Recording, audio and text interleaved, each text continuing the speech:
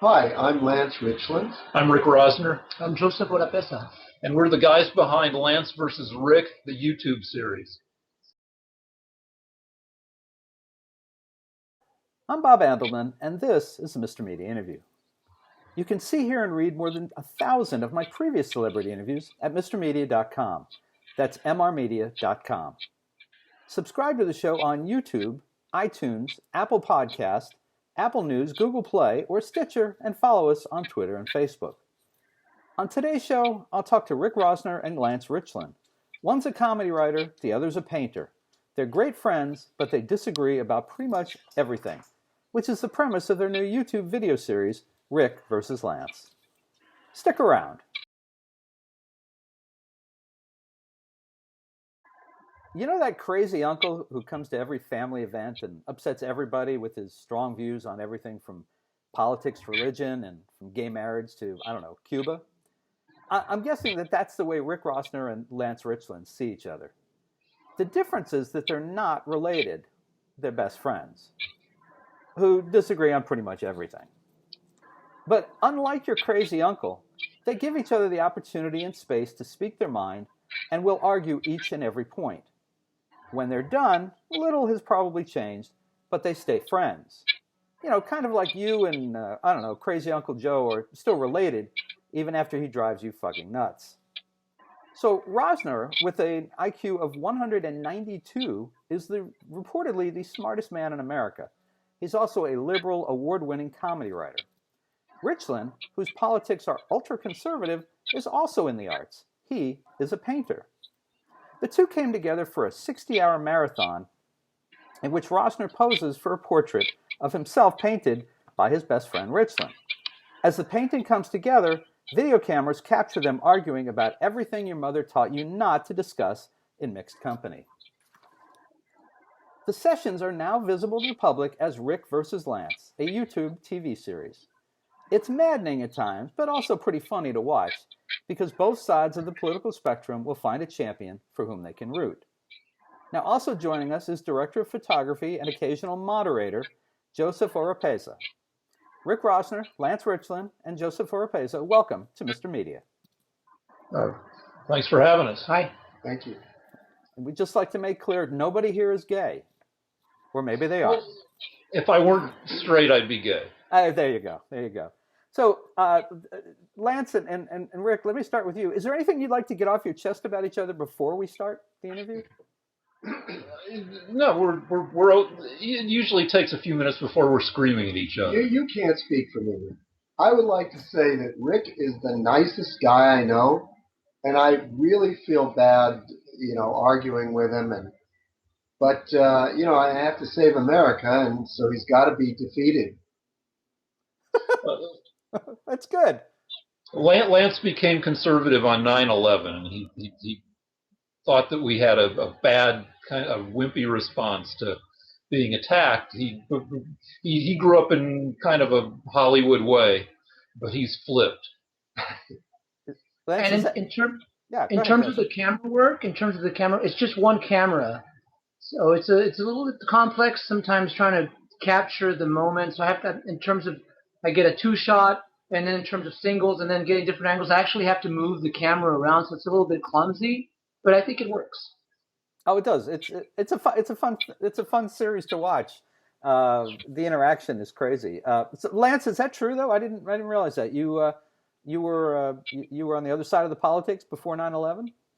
Yeah, actually, it was literally overnight, because I realized that the Democrats were caught completely confused and unprepared, and the Republicans were ready to fight. And then I realized countries that didn't have anything to do with 9/11, which is fine by me, because that's how mad I was. Why limit it? And I thought, well, this country has to defend itself, and we can't depend on the Democrats anymore. And then I found out that the Republicans were right about everything else. Okay, so, and Rick, I don't want to take your place here, but I'm curious about this. So the Democrats were unprepared for everything when 9/11 happened, even though the Republicans were in office. office, and then the Republicans went ahead and spent $1 trillion wrecking Iraq. And yeah, I know that Hussein was a terrible guy and deserved everything he got, but Iraq didn't have anything to do with 9/11, and we fucked up our economy, and we it didn't help the Middle East situation. We could, and if we saved our $1 trillion from going into Iraq, we could have really hammered Afghanistan and maybe thrown a bunch of money at Pakistan to get them to turn over all the bad guys. Anyway, yeah, I'm with you. I didn't mean to take sides here. I wasn't going to do it at all. I've seen your Twitter, and you lean in the same direction I do. Okay, but Lance, so is there anything that you've remained kind of liberal or progressive about in life, or have you flipped completely in the last 16, 17 years?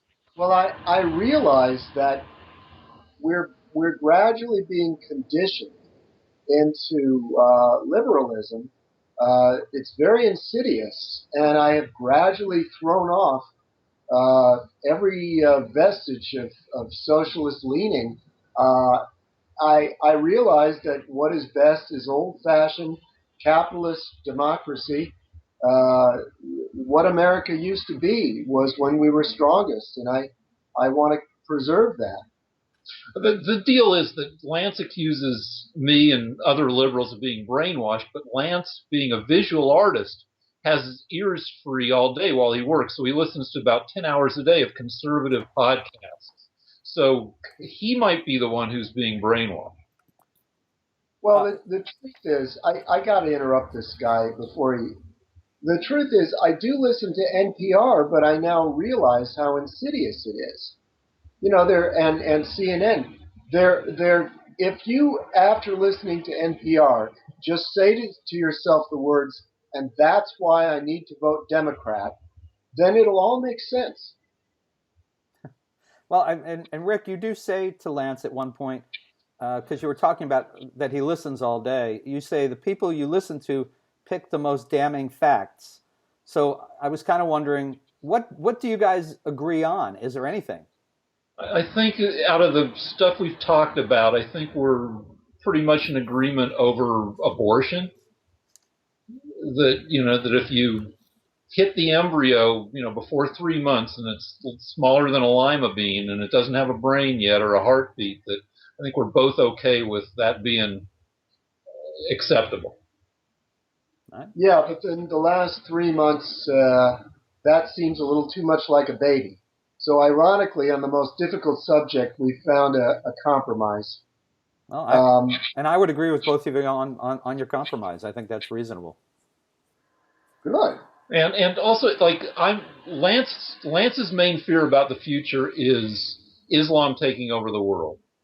My main fear about the future is cyborgs and robots, augmented people, kind of taking over everything. If the country can't agree about abortion, then we're never going to be able to agree about, whether a billionaire can leave his fortune to his robot girlfriend in the year 2052. Okay. And I'm also just a teensy-weensy bit worried about Russia, North Korea, and China, just to be fair about this. Oh, I'm worried about China and India, but in a different way. That I think the Republican Party has turned dumbness into a demographic. Lance isn't dumb, but the Republican Party has tended to herd with low information voters into their tent. And I don't want us to be a dumbass country, because technologically, China and India, with a combined population of 8 times the United States, will kick our ass, because they have so much more human capital. Unless we continue to keep America special and a place for the world's brightest people to come. Joseph, I want you to jump in here, because part of what you do, you introduced some of the segments at the beginning of the series, but as things wear on, you actually have to step in at times as kind of a debate moderator, basically, and keep them on topic. Is that difficult? Do you, and how do you do that? Well, first of all, personally, I have no opinion in terms of politics, so I think this makes me perfect for the role, for this job. There are. It's like you early on. You used the analogy of the crazy uncle. Well, imagine being in a room with two crazy uncles and going at it at each other. And so I'm kind of like the wise adult in the room. And sometimes when they go off topic or when they tend to perseverate on an issue, which doesn't happen a lot, but if it does, it's my role to interject and say, okay, guys, what do you think about this or what do you think about that?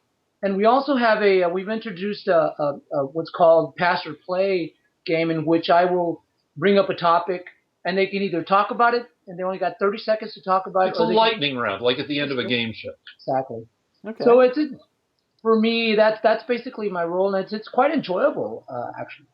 And explain to people about the three of you, your relationships. How far back do you go? How did you all meet? Well, first of all, I think both of these gentlemen are geniuses in their own right. Obviously, Rick is a genius intellectually. Lance is just. Oh, I'm good at IQ tests. That doesn't. My Twitter handle is dumbass genius because for every smart thing I do or say, I say or do 2 or 3 dumb things.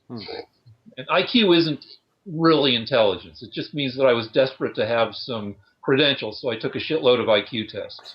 I actually have a friend of mine that's she's a PhD in chemistry, and she's very upset at Rick because she feels that maybe he could have gone into the arena of chemistry and contributed to science. But I think he's doing a great job contributing to society in general. I was a physics major, but then I freaked out. Among the many freakouts I had was that I would never, ever get laid if I stayed in the sciences. So I became a bouncer and a stripper and eventually a TV writer. And in terms of Rick, I met Rick first. Our paths crossed in the industry, and he introduced me to Lance. And I also want to say that I think Lance is a genius artist. Phenomenal. If you go into his workspace, there's hundreds of paintings that are just breathtaking. And so I'm fortunate. I'm content. I'm grateful to be able to be a part of this in terms of the moderator, in terms of the guy in the middle who kind of helps things move forward. All right. And Lance, where do you fit in here? Well, I by the way, thank you, Joseph. I met Rick 25 years ago when he showed up at one of my classes and took his clothes off. He happened to be the model for the day. I was going to ask if you were even expecting him that day. Okay. Yeah, no. Anyway, so I've been drawing Rick naked for 25 years, and it's very wholesome, and it's funny. It's a very strange thing. As I said earlier, he's a very nice person. I feel bad disagreeing with him. But that's what we do. I also enjoy painting him. He's gotten more interesting in his appearances. As I decay. Yeah. Well, and people watching the video should know you get a lot of Rick to look at because he's topless most of the time. Yeah, we left. I wanted to do it naked, but it's good we didn't because I guess YouTube doesn't allow penises. Now, penises do not exist on YouTube. Okay, so we're I didn't know because we're all smooth and hairless. I was indifferent to drawing him naked, but we got through it. What were you going to say, Joseph? I was just going to say I don't know if I would have taken the job. Yeah, that would have been a lot of hours of either probably shooting around the penis. I don't know if there's a lens big enough. Wow. So how did the concept of doing this around the portrait develop? Well, I thought, every time I work for Lance, there's generally, whether it's with students or not, there's generally politics pops up at some point during the session, and I thought, well, let's just, everybody's pissed off right now. The entire country is more divided than it's been since the Civil War, so. And we could have done a straightforward yelling at each other show, but I thought let's do a thing that even if people are sick of that, they can watch a painting progress from blank canvas through raw sketch to eventually, finished portrait across 60 hours. The other thing I think is important, and I'm finding this more and more, is that people can't disagree anymore and still remain friends. I mean, I feel like I'm living in an America I don't recognize. People used to be able to talk and disagree about important issues and not end up hating each other. I don't understand it, but it's almost a lost art. So I'd like to bring back civility. I mean, we get heated, but I'd like to bring back an America where people can talk with one another and try to reason these issues out. I think it's because two of the last three presidents, there seems to be an issue of fairness about them taking office.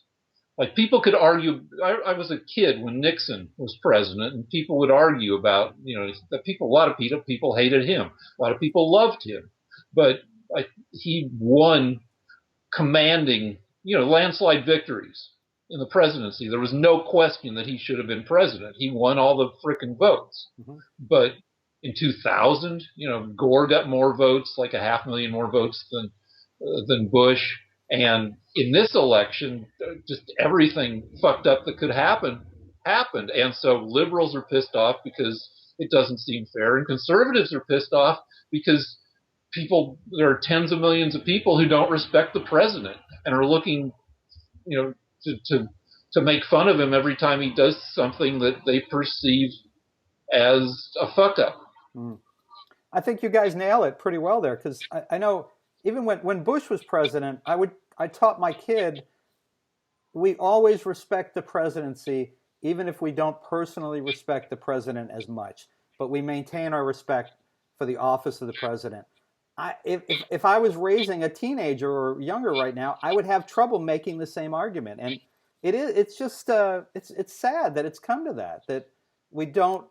I mean, it seems like it used to be that we were all rowing in the same direction, but even if we disagreed with the person sitting next to us, we would still keep rowing in the same direction, which was, I think, 9/11 brought that to bear. Now I think there's people who don't feel that they're rowing in the same direction as the person on either side of them. It's very unfortunate. Yesterday, Trump sat in a big fire truck on the White House grounds, and if you went to Twitter, which is where I spend a lot of my time, all the liberals were saying, "Oh, he's driving a fire truck," like it's the most retarded thing that you could possibly do. And then all the conservatives are like, "He's driving a fire truck. Heck yeah!" Right. And I tend to agree with the liberals, but it's a freaking fire truck. That would probably be fun. You can see the legitimacy to both sides. Lance, did your relationship with Rick change after 2001? No. What would happen is I would bring him to my classes to model, because that was the only way you could see Rick. He was such a busy guy, but he has a penchant for taking his clothes off in public, which I've exploited. And so he comes to my classes and he models. And, as the elections have gotten more heated, politics has been coming up more and more often. So it would turn out that Rick and I would be arguing during the class. So he'd be yelling down at me naked, and I'd be trying to teach painting, and I'd have to yell back at him about the issues of the day. And we thought, geez, why don't we just film this? Because I found that Rick was learning a great deal, and I thought it was important to continue that process. Well, yeah, I used to bounce bars, and my specialty was catching fake IDs. And usually it's most people, it's clear whether they're lying to you or not. But the hard cases, the question always is this person an idiot or are they lying to me? And you've got about 2 minutes to really grill him before everybody starts getting really pissed off. And in that 2 minutes, you accumulate a bunch of facts. And what you're looking for in the ball of facts, like you ask them their sign of the zodiac, what year they graduated high school, what other ID they might have in their wallet. You ask their friends what their name is. You have them sign their name. And out of that ball of evidence, you try to find a consistent pattern that tells you whether they're lying or not. Mm-hmm. Sometimes you just couldn't. And what when Lance talks about teaching me stuff, what happens is conservatives are really good at branding. And so they take the big messy ball of facts about an issue, like one of the messiest balls of facts is the conservative claim that Hillary sold 20% of the United States uranium to Russia. It's a big, complicated issue, and the conservatives took out of this big ball of stuff, they took the 20%, sold it to Russia. Hillary did it, and so it sounds terrible. And then you go on the internet and you try to wade through the various websites and find enough different websites to get the actual something close to the actual truth, which is the U.S. only generates 8% of its own uranium domestically. Hillary sold 20%. Well, she didn't. It was 9 federal agencies. It all gets really complicated and boring. But anyway, it was 20% of 8%, which is only 1.6%. And by law, that uranium can't even leave the United States. And we were getting uranium from Russia, from their decommissioned nuclear weapons to use in our nuclear reactors. But by then, you've lost the audience. But anyway, so it's a mess. Lance, let me ask you a question. Yes. And I ask with all respect, I'm curious. One of the issues I think in the public discourse the last 6 months has been this change on the Republican side, on the conservative side, with regard to Russia and the way the United States, the current government has a completely different attitude towards Russia, and that it just seems like Russia can do no wrong. Before Trump won the election on November 8th, did you see Russia personally as our closest ally and a country that was out to do great things for and with us, or has that somehow changed because Trump is the president? Well, actually, I'm glad you brought that up, because it turns out only the Republicans were concerned about Russia's invasion of Ukraine. It was Mitt Romney who said to Obama and Sarah Palin actually said that Russia was going to be a problem in the Ukraine. And Obama just ignored that, so the Russians managed to carve off a piece of what is now a NATO country, Ukraine. And when the Ukrainians desperately came to the United States under Obama and asked them for weaponry to defend themselves against Russia, Obama refused to give it to them. Now, you contrast with Trump, who is solidifying the NATO pact with Ukraine and alternately fighting and negotiating in Syria against the Russians. In fact, Trump just recently negotiated a ceasefire, and only, I believe, was able to do it because the Russians knew that Trump was willing to use force. See how he is? He knows all this stuff. Something that Obama was unable to do. So he knows all this stuff, but then you have to wade in and actually go back to sources to see what the actual deal was with why didn't Obama give aid to Ukraine when they were worried about and is this ceasefire with Syria does it really help the U.S. or is it really kind of one sided? I don't know. I just get confused. I still feel sorry for those poor Ukrainians that were killed by the thousands while Obama sat with his arms folded. Okay, but they were killed by Russian troops, so that doesn't enter into your. And the Ukrainians asked the United States for help against Russia, and Obama did nothing. I agree with you about that. I'm not saying we needed to commit troops, but we could have given them advanced weaponry that would have blunted the Russian force. But okay, so now take that forward to Trump becoming president. There's all kinds of alleged. We'll go with alleged illegal contact between the Trump people and the Russians, and none of that bothers you at all. None of that concerns you. I'll tell you why it's alleged. Because what you have is a pack of Democrats making up a bunch of sheer fantasies. There's not one shred of evidence that Trump has colluded with the Russians on anything.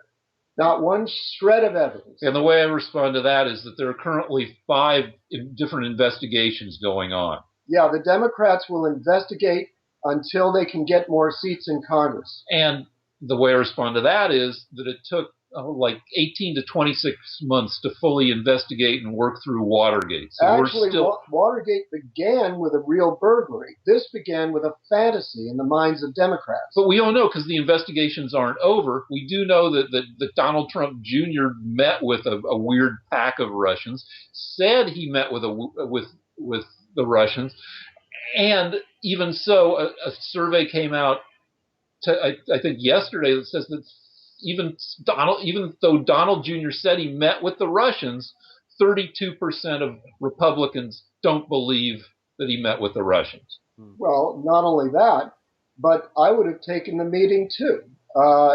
If it wasn't the Russians, it wasn't the Russian government, it was somebody from Russia that said they had some dirt on Hillary. I would have taken the meeting. But what Rick is conveniently ignoring is that Bill Clinton received $500,000 cash after negotiating a deal that gave the highest uranium resources in the world to Putin. Now that should be investigated. Well, Clinton's not president. I don't care. He should be investigated. Well, so folks, you get the idea. This is what the show's about. This is Rick versus Lance. Joseph, I'm going to ask you because I want to bring you back into the conversation. You have no opinion on any of this stuff? I find it amazing. You can just stand by or sit by as these guys start going at it, or are you by design just staying out of it, but you actually have an opinion? Well, my job is to just stay out of the political, to pick a side, if you will, that to be an unbiased observer. Because as you saw this discourse, right, I was perfect. I would not have said a word. What I would have been doing, though, and the maddening genius behind this program is that while this is going on, Lance is painting this unbelievable portrait of Rick, and Rick has this perfect nose. I mean, show him your nose. Show him your nose. Well, this is a gorgeous nose. This is the nose you get when you go to a med school to get a free practice nose job. Okay. And he has a beautiful mouth as a DP. And so what I do, I will also, many times I'll zoom in on his mouth as it's moving. And it's so cinematic, and his nose and his hair and Lance's movements as he's painting it's like ballet. It's like a performance. It's performance art is what it is in terms of what they're saying, in terms of what they're doing. So I'm kind of a happy camper when I'm shooting this. Joseph grew up in a Trump-heavy part of the country, and now lives in L.A., which is about as liberal as you can get. So you have your whole life has been about kind of right, yeah. Exactly. And my old boss said that my lips look like hot dogs that have been at the movie theater that are too old and been left on the grill for like 6 hours. So. But they're perfect for camera. They're amazing. All right. So guys, before we kind of wind down, I want to present Lance and Rick, each of you, with something that you said, and I'm going to present it out of context, and I'm going to ask you to put it in context, or do whatever you want with it. I think this comes from perhaps the same episode. So Lance, you say, "Do not put me on a camping trip with 5 17-year-old girls." Absolutely not. And that's the reason I don't think we should have gay scout counselors taking 5 17-year-old boys out in the woods. You should have people that are not attracted to the underage people as scout leaders. Of the same sex, or of... whatever. I mean, if you're attracted to the little people you're bringing out to the woods, you shouldn't be in that job. I should also, you shouldn't have gay men out in the woods with 5 17-year-old boys, and you shouldn't have heterosexual men out in the woods with 5 17-year-old girls. It's just a kooky, ridiculous idea. Okay. And then, Rick, you say to Lance, I think a little later in the same episode, so you want a nation of male gym coaches. Can you put that in context? Well, that everybody is Lance and I grew up in the era of mean gym teachers, and in the era where a little bullying it's good for you, it'll toughen you up. So Lance wants to return to that era where everybody's super manly, and if somebody shoves you down the stairs in 8th grade or explodes your notebook that has too many papers in it because you're nerdy, that's happened to me a bunch of times, that's good for you. And in fact, I'm a product of that. It's why I go to the gym 5 times a day now, because I'm still pissed off at fucking Max McMillan, my 8th grade gym teacher, and all the people who used to bully me. But I don't think it's necessarily a healthy thing. It was good for you, Rick. Stop your whining. I'll fuck you up. All right. Well, maybe that's a good place for me to jump in here, folks. You can watch Rick Rosner and Lance Richlin battle it out in their new YouTube series, Rick versus Lance. It's free. Are all the episodes up at this point, or where are we guys in that? It's as we edit them. We've got about 29 episodes up, and we've got another 11 ready to upload, and then there are another 20 that have been shot but not edited. By the time we're done, we're going to have close to 200 episodes. Oh my God. And how long will it take for it all to reach the web, do you think? I don't know, it's probably 3-4 months, but right now there's plenty of stuff to see. There's yelling aplenty. In the newest episodes that haven't quite gone up yet, Lance gets so pissed he just turns off the lights in the studio and we argue in the dark. He makes me mad. What was this? I couldn't take it anymore. Normally that would be a director of photography nightmare, but it was perfect for the moment. Okay. God. All right. And so does the show itself have a website beyond the YouTube page, or how can people reach out to the show? We're old guys, so we don't know from frickin' websites. Though I think I've got a guy who does my webpage at rickrosner.org. You can probably get to it there, but really just go to YouTube and do a search for Lance versus Rick. Or Rick Rosner. Your page is the easiest to find because everything's in order. Rick Rosner is personal. The channel, Rick Rosner channel. Yeah, that's the best way. Okay. And Lance, do you have a website, or are you on social media at all? No, I'm worried that I'm going to be assassinated if people find out too much about me. You can look up Lance Richlin art and see my paintings, if that amuses you. But the political stuff is all with old Rick. All right. And Joseph, what about you? Twitter, Facebook? I haven't set up anything yet. I'm kind of along the lines of Rick here, being the old guy who just. But if anything, in terms of setting stuff up, I'll let Rick know via the site where they can find my stuff as well. All right. So the only Twitter account I'm sure of here is Dumbass Genius on Twitter. Yeah, all one word, Dumbass Genius. Yeah. I looked it up earlier. All right. Well, Rick Rosner, Lance Richlin, Joseph Orapeza, thank you guys so much for joining us on Mr. Media today. Fascinating conversation. You're welcome, and thank you for having us. You were amazing. Thank you, Mr. Media. You were great.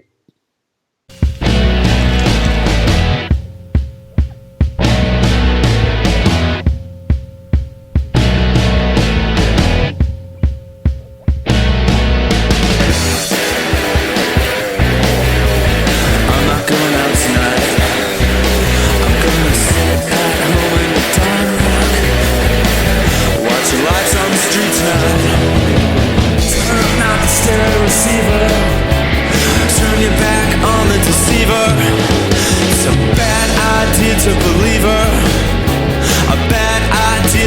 believer. Turn up the stereo receiver. Turn up the stereo receiver. Mr. Media is recorded live before a studio audience full of lies and the lying liars who tell them in the new media capital of the world, St. Petersburg, Florida.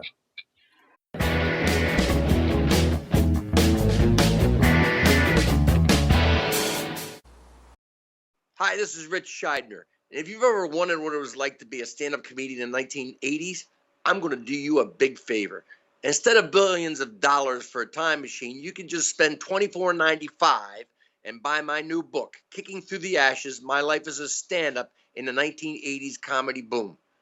It will save you money and give you thrills. It will take you there.